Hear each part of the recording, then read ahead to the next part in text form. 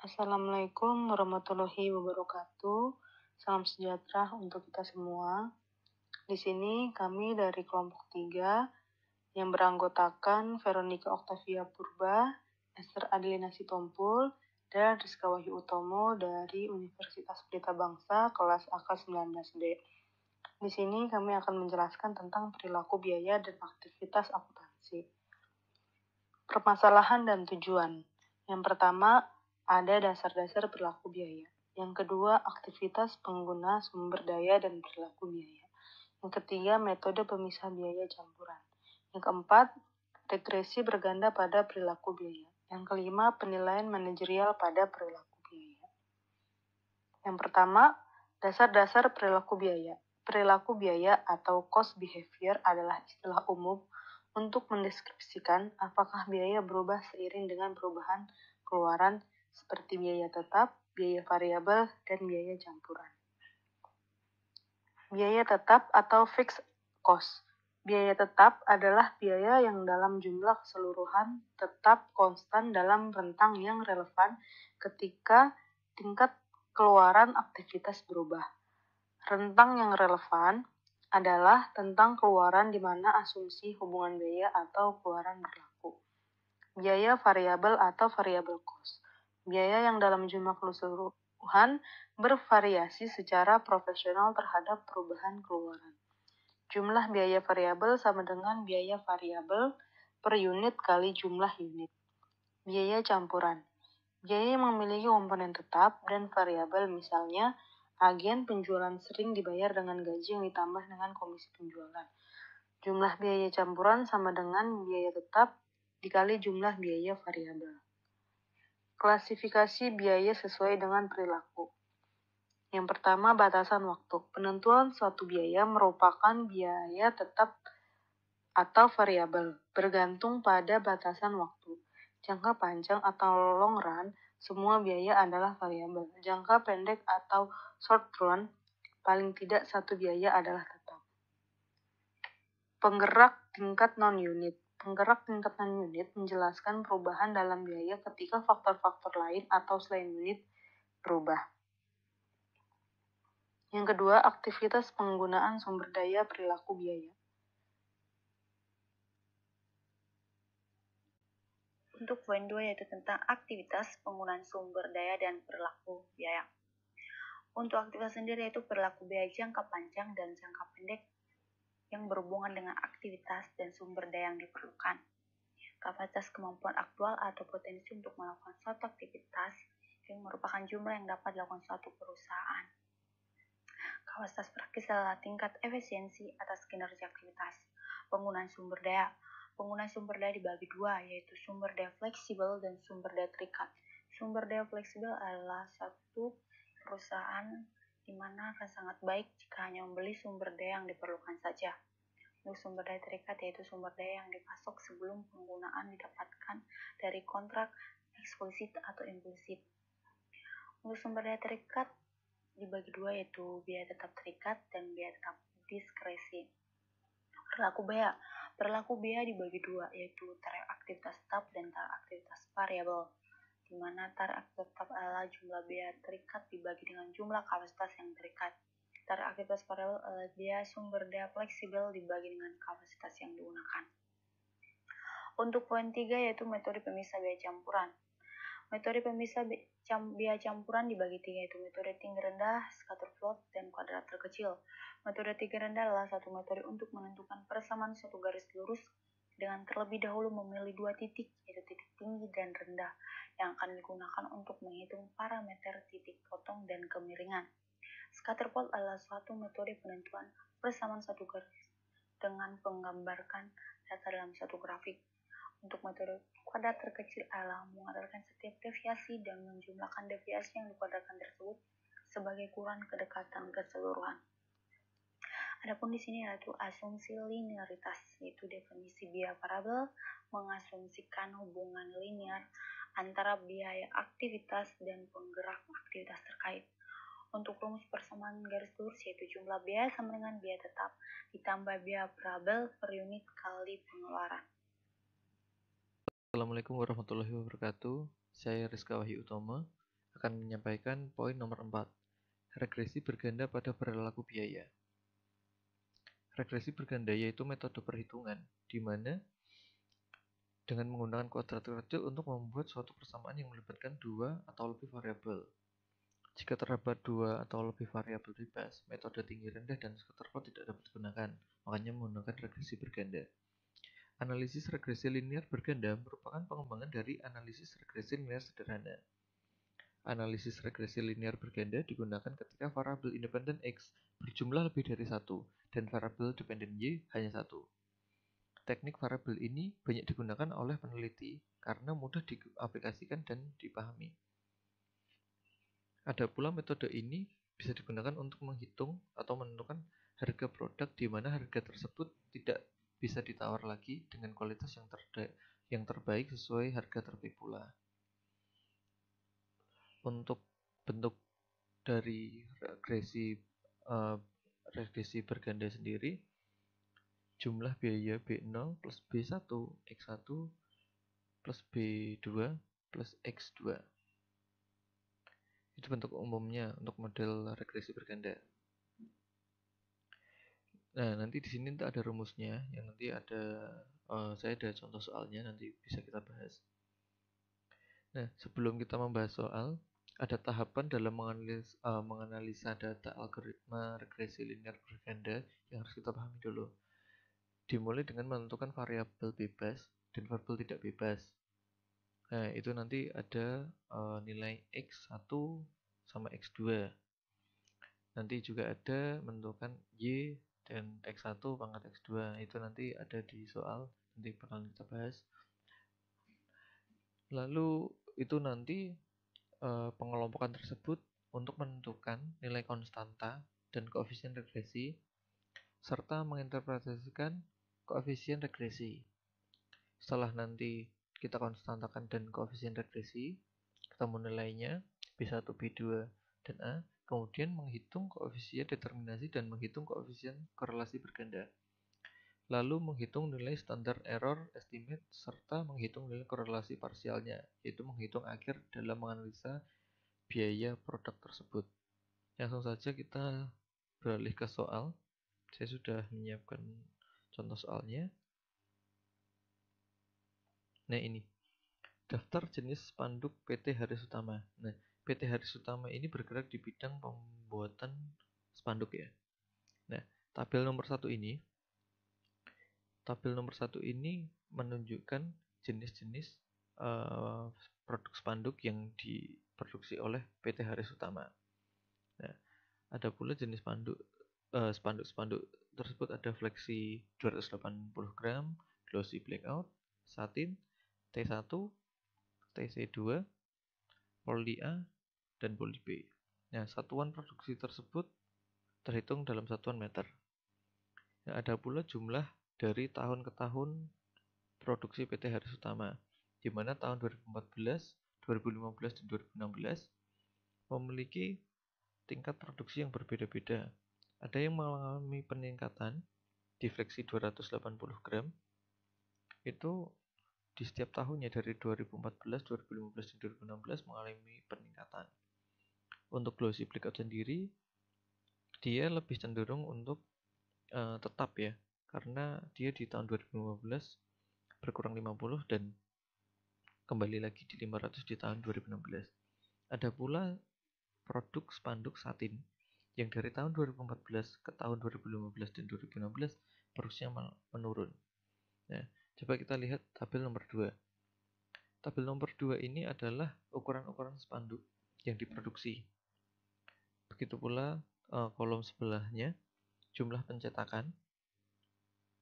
Lalu sebelahnya ada biaya pencetakan. Nah, dari sini kita bisa lihat untuk ukuran spanduk 1 meter, untuk jumlah pencetakan 2 meter, ini sepertinya minimum ya. Itu nanti bisa kita lihat di Y. Di Y sendiri ini itu adalah biaya pencetakan. Nah, kita kolom-kolomkan nanti untuk lari ke konstanta dan regresinya. Nah, dari biaya pencetakan 20 ini Kalau satu spanduknya 1 meter dan jumlah pencetakan 1, berarti itu kan ada 10.000. Nah, itu nanti yang sebagai acuan kita menjadi estimate errornya ya. Estimate errornya. Nah, langsung saja untuk kita bisa menghitung di Konstantin regresi, kita kelompokkan dulu untuk Y. Nah, untuk Y. Untuk Y sendiri adalah variable dependent dan X adalah variable independent ya. Nah, variable dependent sendiri itulah dilambangkan oleh Y. Ini adalah variabel yang nanti dapat terpengaruh oleh X atau variabel yang dapat mempengaruhi seperti itu. Nah, untuk Y sendiri kita masukkan sebagai biaya pencetakan. Nah, biaya pencetakan kita masukkan sampai 15 sesuai dengan ukuran-ukuran yang diproduksi. Nah, 15 ini nanti bakalan menjadi nilai N atau jumlah data ya. Nah, untuk yang X1 sendiri adalah ukuran spanduk. Seperti ini ukuran spanduk. Untuk X2 sendiri adalah jumlah pencetakan. Nah, untuk mencari X1 dan X2 untuk menghitung konstantanya, X1 pangkat 2 adalah 2. Coba kita lihat. X1 pangkat 2 adalah 2. Untuk selanjutnya, X1 pangkat 2 adalah 4. Nah, itu nanti kita hitung seterusnya sampai nanti kita buat sigmanya atau totalnya. Seperti itu. Nah, untuk X1, untuk X1, X2 sama X2 pangkat 2 tadi ini juga sama ya, teman-teman. Nah, untuk X1Y pun sama. Nanti ya semuanya di total. Perhitungannya pun sama X1Y atau X1 X2 ini nanti menggunakan pengalian. Rumusnya dikalikan. Seperti itu. Sampai bawah. Dan seterusnya. Oke, setelah kita dapat nilai Y, X1, X2, X1 pangkat 2, X2 pangkat 2, X1 kali X2, X1Y, dan X2Y, kita masukkan rumusnya. Nah, di sini. Ya, di sini itu tertulis sigma X1 pangkat 2. Berarti X1 pangkat 2 itu yang mana? X1 pangkat 2 itu adalah ini. X1 pangkat 2 adalah 1240. Ya, total sigma ya. Lalu untuk yang di sini ya, sigma X1 dipangkatkan 2. Ini berbeda ya teman-teman ya. Ini sigma X1 pangkat 2 berbeda dengan sigma X1 dipangkatkan 2. Nah, kita tinggal masukkan sesuai yang sudah saya hitung. Nah, nanti kita dapat nilainya tersebut. Untuk sigma X1 pangkat 2 adalah 280, sigma X2 pangkat 2 adalah 4, sigma Y2 adalah 200, sigma X1Y adalah 196, untuk sigma X2Y minus 13, sigma X1 X2 minus 28. Sehingga setelah dari konstanta kita regresikan seperti ini. Nah, rumus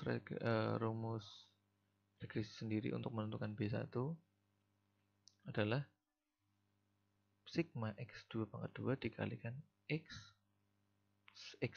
sigma X1 Y dikurangi sigma X2Y dikalikan sigma X1 X2 dibagi sigma X1 pangkat 2 dikurangi sigma X2 pangkat 2 dikurangi sigma X1 pangkat X2 dipangkatkan 2.